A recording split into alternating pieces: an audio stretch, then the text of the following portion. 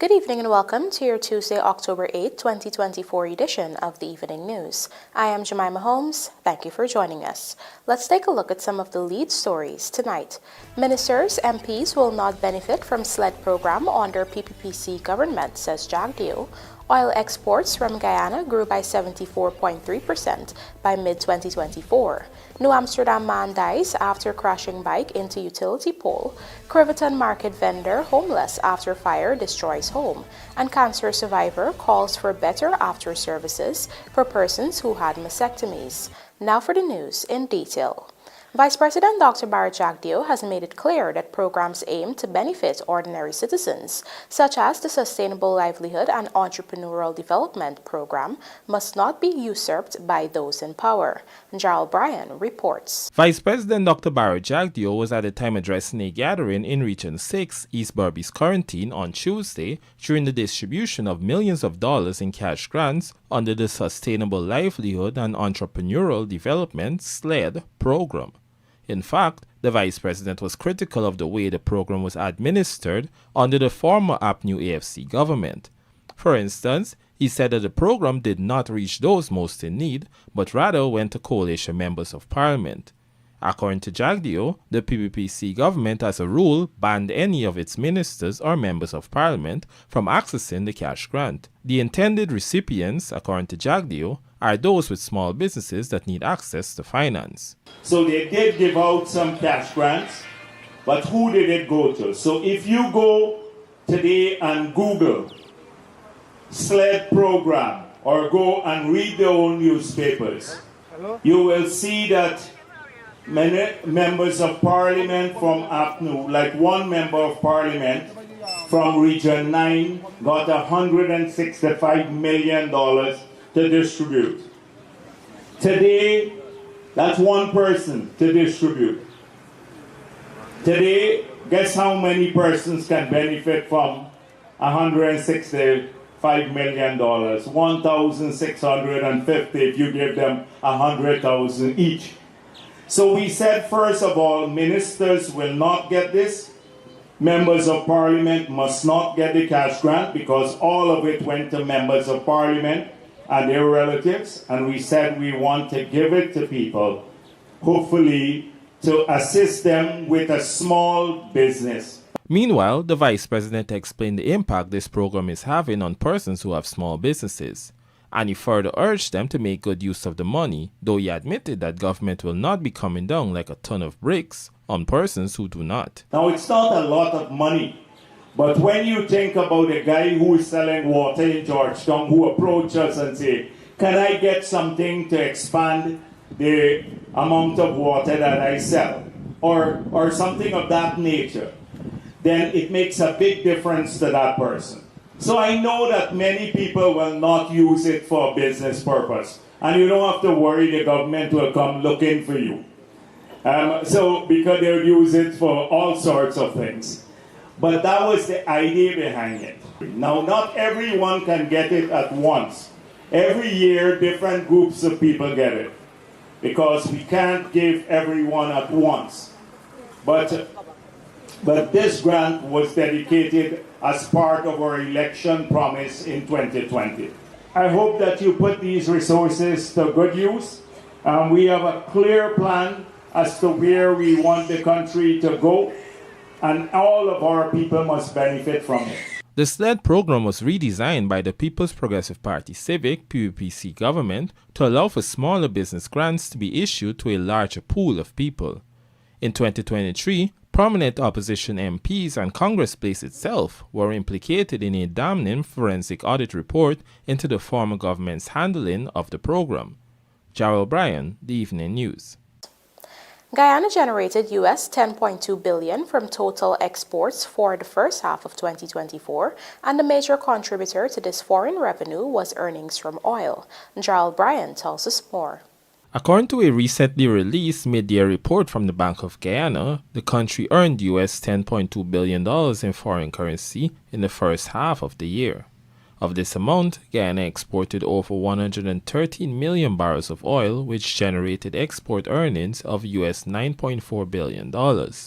According to the Bank of Guyana report, oil exports grew by a whopping 74.3% in the first half, considering that just a year ago, only 68.8 million barrels of oil were exported. The addition of the Prosperity Floating Production, Storage and Offloading FPSO vessel is attributed to this. The vessel started pumping oil in November of last year, and so far, its daily production rate has risen to above 200,000 barrels of oil. Combined, the Liza Destiny, Unity and Prosperity FPSO vessels produce over 625,000 barrels of oil per day. Meanwhile, other sectors also experience growth in their export earnings. For instance, earnings from other exports grew by over 100%, rice by over 24%, and gold by 3.1%. Guyana is expected to pump out over 220 million barrels of oil for the entirety of 2024.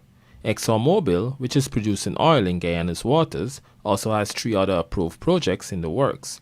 The fourth project, Yellowtail, is expected to have a 2025 startup, while works are advancing on the remaining projects, Yarrow and Whiptail.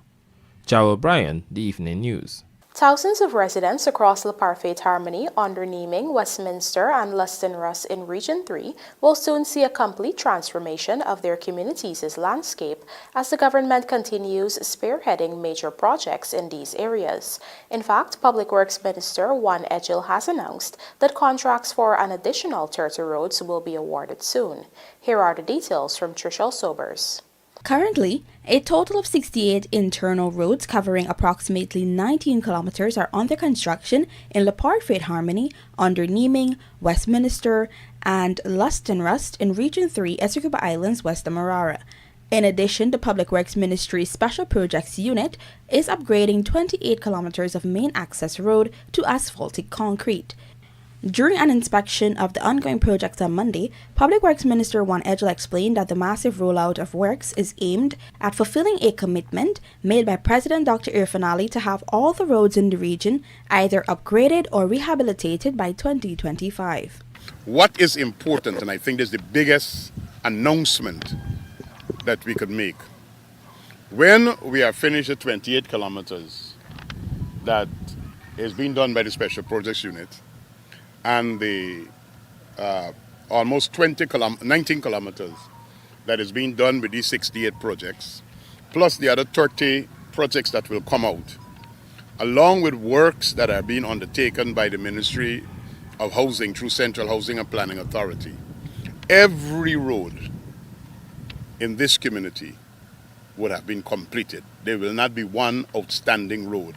And just imagine, 68 plus contractors engaged working simultaneously as against 10 who would have won because they could underbid others, and you have to wait for the project finish this one to go to the next one, to go to the next one, to go to the next one, until you reach number 10, and you'll finish sometime in 2027. Edgil assured that all the roads within the communities aforementioned will be completed by December 2024. Meanwhile, head engineer at the ministry's Special Projects Unit, Colin Gittins, disclosed that due to the community's high occupancy rates, the construction of major roads will occur at night and weekend to minimize disruption.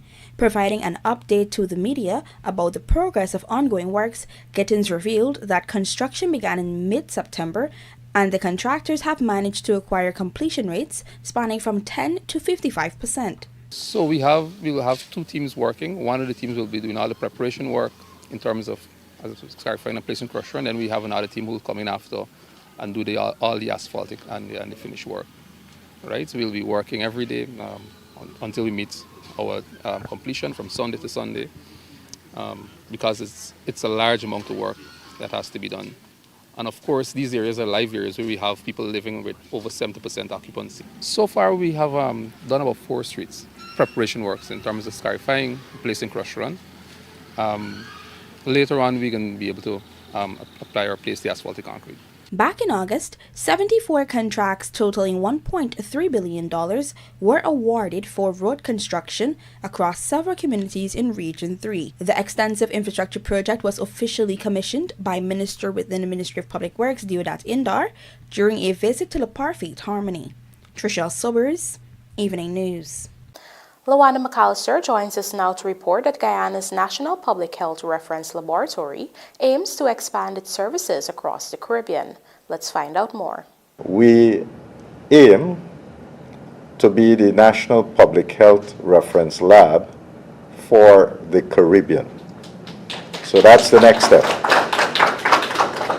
Minister of Health Dr. Frank Anthony speaking on Monday during a ceremony to award the National Public Health Reference Laboratory with a certification from the Guyana National Bureau of Standards. The certificate was issued to the lab for demonstrating conformance to the requirements of the Guyana standard. This lab is the 35th one to become certified under the GNBS Laboratory Certification Program.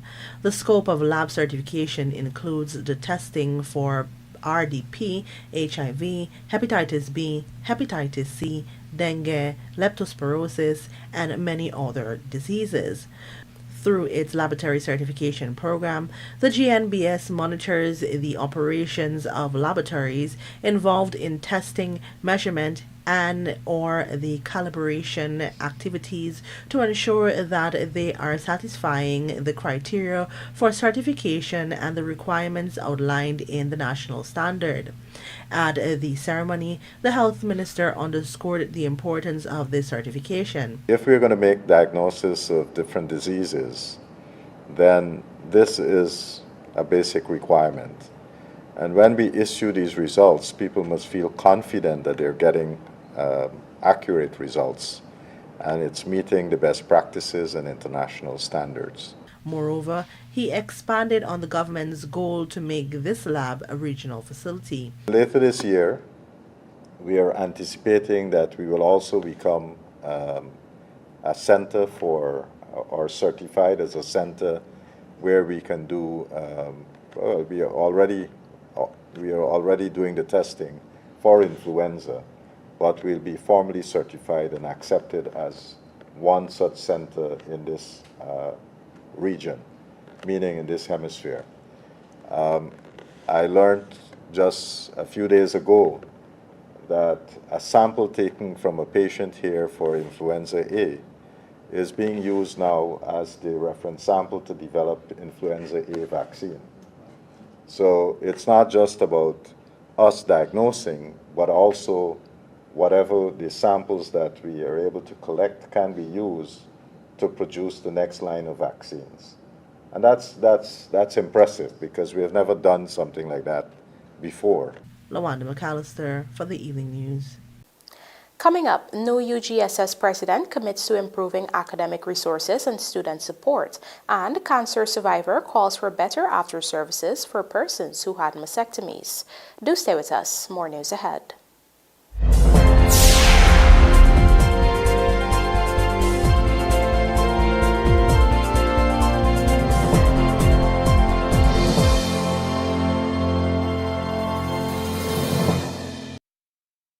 Guys, I think I'm in love!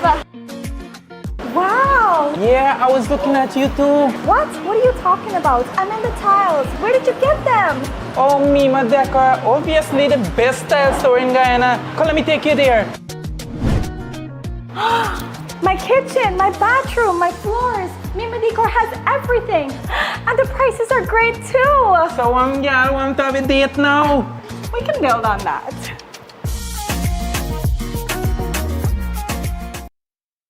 The Guyana Elections Commission GCOM is currently conducting a national registration exercise. Who can register? Anyone who will be 14 years or older by December 31st, 2024 and is a Guyanese citizen by birth, descent, naturalization, or is a citizen from a Commonwealth country living in Guyana for 1 year or more. How to apply for registration? You must visit the GCOM registration office that is responsible for the registration of persons from your area of residence to apply for registration or name change or correction. You must be in possession of the following source documents as might be relevant: original birth certificate or valid Guyana passport for new registration, original marriage certificate and original birth certificate in the case of a name change by way of marriage, original deed poll and original birth certificate in the case of a name change by deed poll, original naturalization certificate and original birth certificate or valid passport in the case of naturalization. This registration exercise will end on November 29, 2024. For further information, please contact GCOM on the following hotline numbers: 225-027729, 226-6557, 223-9650, or visit the GCOM website at www.gcom.org. Need quality electrical or hardware supplies for domestic, commercial, and industrial usage? Visit SPR Enterprise. We stock a wide variety of tools, transformers, connectors, cables, line hardware, and control products at competitive prices. Check us out for brands such as Square D, Eaton, Fluke, Klein, and 3M. We are located at 45 Brick Dam, Georgetown, or call us on 223-5699, 223-5687, or WhatsApp 639-7193. SPR Enterprise, your single source for quality electrical products. Feeling lucky? With Digicel, you could be one of 4 lucky millionaires. That's right, Digicel is giving away millions. Top up with $1,000 or more, and you will be automatically entered into a draw for a chance to win $1 million weekly. Don't wait. Top up today, and you could be one of Digicel's 4 lucky millionaires. Top up now, and who knows, you might just hit the jackpot with Digicel. Digicel, the network for everyone, every.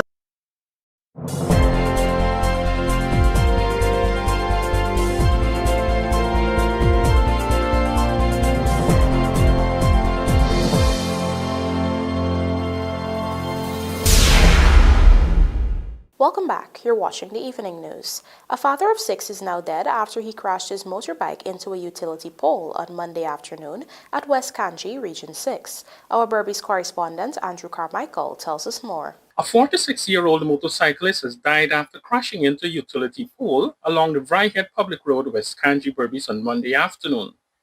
Dead is Denson Edwards of Angais Avenue, New Amsterdam, Berbice.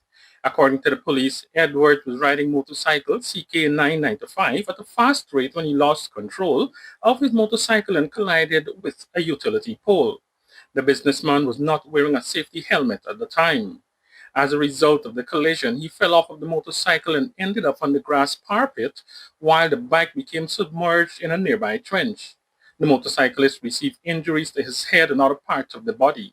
He was picked up in an unconscious condition by public-spirited citizens and taken to the New Amsterdam Public Hospital, where he was pronounced dead on arrival. The now dead man's wife, Ashanti Duke, said he had left home to visit a nephew.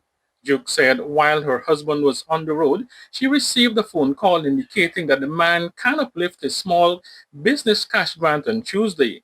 Duke said she was eagerly awaiting on her husband to return home to share with him the exciting news. Instead, she was greeted with the terrible news. So I ride and go up the road. And when I go up, I see the police vehicle with a crowd of people. When I go, I see my husband lie down on the ground. I asked if nobody gonna carry hospital. They say how it's an accident and it's police matter and they can't move the body. So a good while after, the fire ambulance come and then check it and then said dead. Duke said she observed that her husband was bleeding from his nostril and mouth. Eyewitnesses related to her what had transpired. They say that some white car, they come in and he they go in. I don't know which side he they go in, I don't know which side the car they come in. But the man went over on healing. I don't know how he collided into the post, but the man drive away and leave him there. But the thing is that the society don't have cooperation. The technology clouding everybody's brain. The husband could have lived if they just put you in a car and carry hospital. Husband crashed and they left you right there and say it's an accident, they can't move you. Even if they put you in a trunk, Dog. You don't treat so. My husband was a very good man and a well-known man. Everybody know him.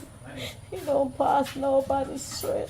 The now widowed woman recalled that at the scene, persons were using their mobile devices to film the incident rather than rendering assistance to the father of 6. One man say he asked the police why you don't put it in the car and carry. The police said it's the government vehicle. So people's life matters. Investigations are ongoing. Andrew Carmichael, The Evening News. A fire of so far unknown origin has destroyed a house at Line Path, Corriverton, Berbice. Andrew Carmichael joins us again to report that the owner, a market vendor, believes someone deliberately set his home on fire. Here's more. A fire on Monday afternoon destroyed a 2-bedroom upper flat house located at Line Path, Corriverton, Berbice. Flames were initially seen at a section of the building at about 17 hours. The building was owned and occupied by Navindra Ramnarayan, who lived alone. Ramnarayan, a market vendor, was not at home at the time of the blaze. The 58-year-old man explained that he was by his mother when he learned that fire was in his 2-bedroom upper flat home. As we tell you yesterday, we come from market. We eat now, we just stop on the hammer there. And we finish it, we just sleep, and then we just, well, please get cold, and we just want to go for sleep. But while we sleeping, my neighbor around come and say, "By your house on fire." And I say, "What?" He said, "Yes, jump in the car, come to the house, we quietly burn." When this fire break do not come, then I get water. So that is the thing there. When you can hardly put water, I have to go back and bring water, bring back water to the house. Gone already. You can't save nothing. So when they came the first time? They hardly with water, but what they did? They spray, they use it, and then they say they gotta go back for more water. I want to sideline that right behind me there. I tell I went around the house and pump water. But there is nothing we can save. Nothing a pen we can save. Is everything gone out. Everything. Ramnarayan suspects that someone deliberately set the house on fire, noting that the building was not connected to the national electricity grid. In fact, the man explained that the house was powered by an independent solar system. According to the vendor, neighbors told him that the fire was initially seen next to a pond which is adjacent to the house. The neighbor said, "See only fire and run to save the house. Save out the fire, but then they get no water. By the time they go run, go bring the water from the house, take the fire done already." What part of the house they would have seen the fire first? Well, me got one barn at the bottom, but me spark little goods now. From there the fire come from. But me not cook and me not electricity. How the fire start? Back of the barn and the barn attaching to the house. So might it be that somebody set it? Exactly, 100%. That was the police come. Police say this thing impossible. We got the police all the way last night. Right now, if we can help it very good because we need a home. You got some the homeless. Yeah, this is my mom home. How long are you able to stay with them? Your own home, my own home done already. We wish we can get back to our home. Ramnarayan, who has been a vendor for over 35 years, has been living alone for the past 7 years. He says he built the house more than 30 years ago. As the fire service continues to investigate the cause of the fire, Ramnarayan says he welcomes any assistance to get back on track. He can be contacted on telephone number 709-3527. Andrew Carmichael, The Evening News. Trishata Semple has been appointed as the new University of Guyana Student Society President for the term 2024-2025. Semple, who is the third female president to serve on the council, has crafted an action plan that details methods to improve academic resources and student support at the prestigious institution. Trishel Sobers has the story. The University of Guyana Student Society UGSS is a student-run organization that represents the student body at the university. UGSS is intended to foster and promote social and cultural activities among students, to attend to the welfare of any member of the student body, and to provide representation for the concrete opinion of the students of the university. The Student Society has been tasked to help develop coherent values and ethical standards, forge educational partnerships, and build supportive and inclusive communities across the 2 campuses and 4 centers of the Institute of Distance and Continuing Education. On Monday, Terry Shata Semple was sworn in as president along with 20 other members to serve for the 2-year period 2024 to 2025. During her remarks at the swearing-in ceremony, Semple told those gathered that her mission is to ensure the university produces well-rounded students, maintain flexibility and resilience through online classes, continue to push for extracurricular activities, create a prayer room for students of all faiths, and empower every student's voice, among others. Your president is very energetic, so I plan to add energy in everything I do at the University of Guyana, everything we do at the University of Guyana. This vision is not mine alone, it's ours. It represents the collective voice of the student body, and I am here, we are all here, to serve you, to be your voice, and to work with you to make these goals a reality. This journey is not one I take lightly. I'm standing before you because I believe in the strength of our student body. I believe in the power of unity, and I believe in what we can achieve together as a team. Meanwhile, Vice Chancellor Professor Paloma Muhammad Martin expressed her satisfaction with the new body, whom she describes as dynamic, gender mutual, and exemplary. Terry, being one of a kind is never easy. And you're one of a kind. The reason why you're one of a kind is not only because you're a woman, young woman, but because you have this whole other persona, and you're coming into the university administration at a time, and you are going to be part of the administration because all of the decisions that are made about students, the UGSS presidents or representatives, are intended and expected to be part of those discussions and those confidential meetings, so that your voice could be heard and the concerns of the students are involved and impacting and inflecting what the decisions that are made. But you're coming into the university at a time when, one, the government of the country and in an election period, let me just put it that way, but the government has indicated that they want to introduce free education. And that is going to place the university in a particular set of contexts, and some decisions about how that is going to happen, etc., and conversations around that might have to emerge and how that affects the students. So your ability as a leader to think and focus very carefully about how this conversation is to be managed is going to be very important. Further, Martin thanked the outgoing President Shaquan Gill and his executive body for serving with excellence, pointing out that the team worked diligently and steadfast during a time when Guyana's territorial integrity was threatened. During its tenure, the 2022 to 2023 body launched a new website to improve the college experience of the university's more than 11,000 students, foster a collaboration with One Communication to secure special data plans for students, and advance sports at the prestigious institution through various avenues. Trishelle Sobers, Evening News.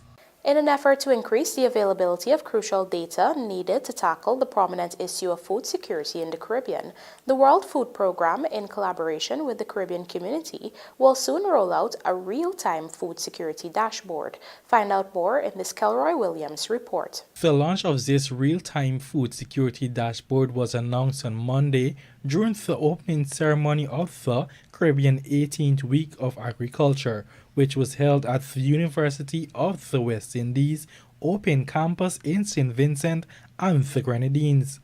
Speaking at the high-level engagement was Representative and Country Director of the World Food Programme Caribbean Multi-Country Office, Brian Bogart, who reveals that his organization over the years has been working with CARICOM to increase data availability. Earlier this year, Caribbean governments called on the international community to invest in increasing the availability of data for decision-making. In collaboration with CARICOM, WFP has been working to establish data systems for mapping food security trends. On this point, Bogart noted that stakeholders will soon have access to real-time data needed to tackle food security issues.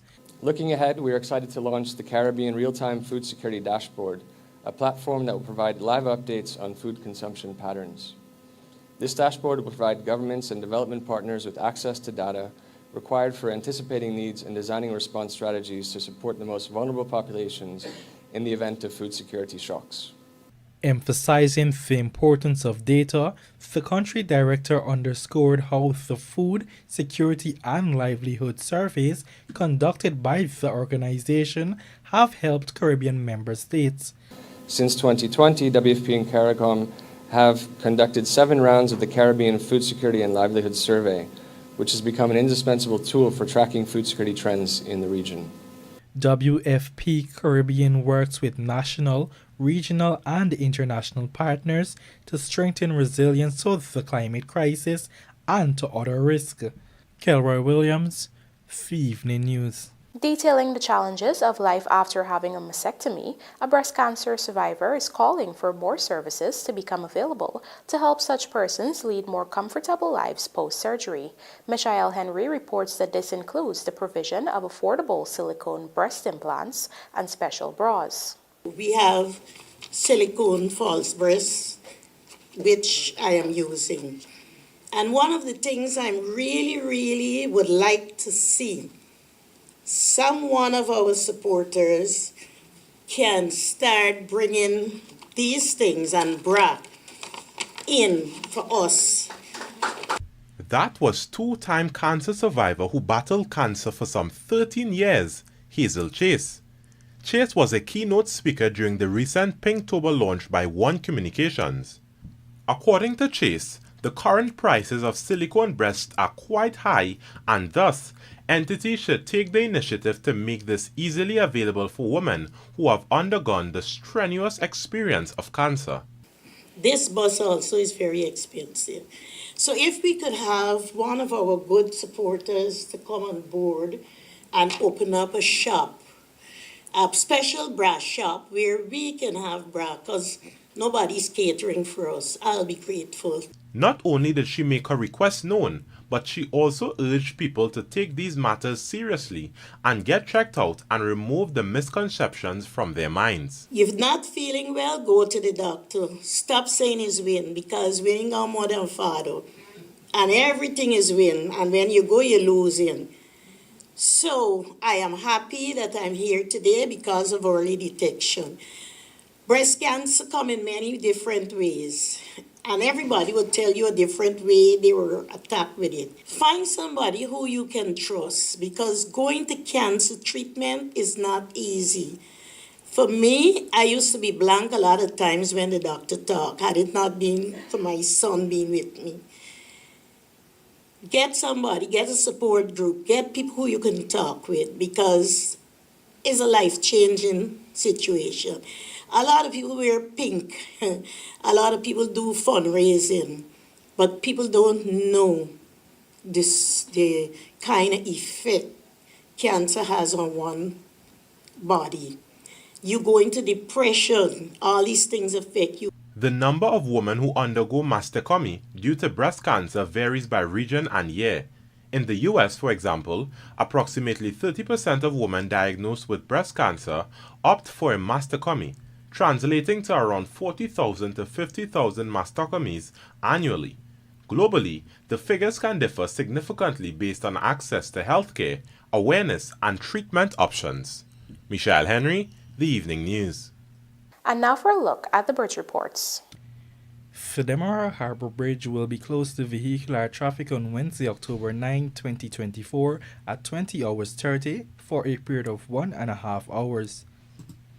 Meanwhile, the Burbisford Bridge is scheduled to be closed to vehicular traffic at 7 hours 40 on Wednesday, October 9, 2024, also for a period of 1.5 hours.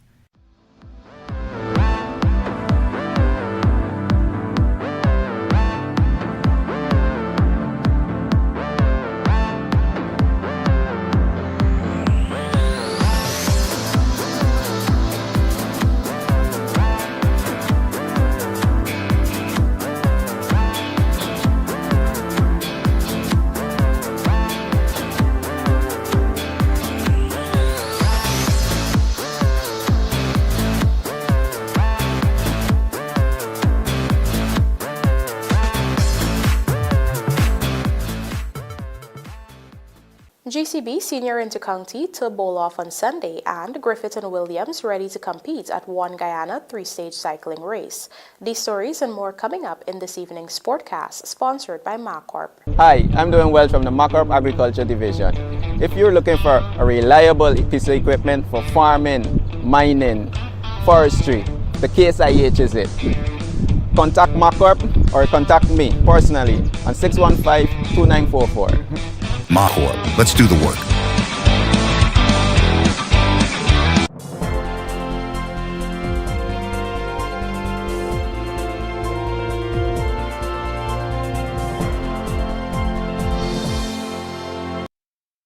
I am Simone Ford, and I'm the owner of Siege Eco Clean Services.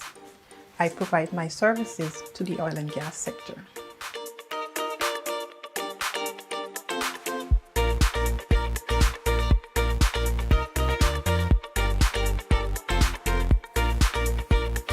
We provide janitorial services which are environmentally friendly, so we produce healthier homes and healthier workspaces.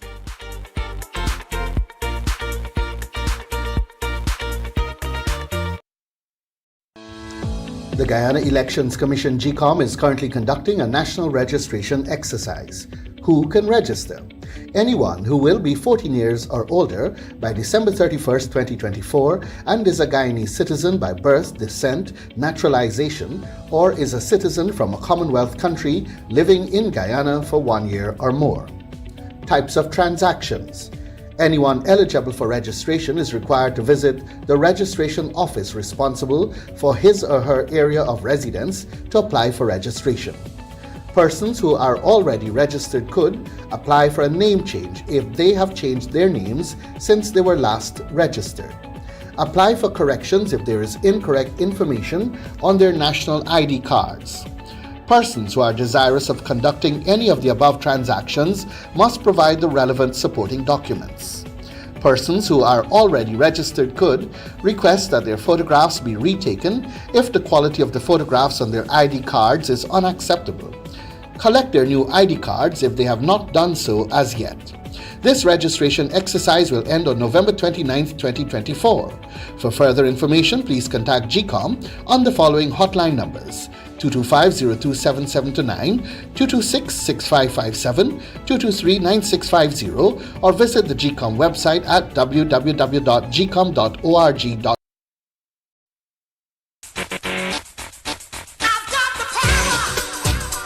Bosch and Skill Power Tools. You know the brands, we stock them. At Sylvie's Variety Store, you can be sure that our product line meets international standards. From circular saw, drilling machines, grinders, and much more, we cater for the tough jobs, bringing you the ultimate power in industrial power tools. Check with us today at Sylvie's Variety Store, High and Hatfield Streets, Georgetown.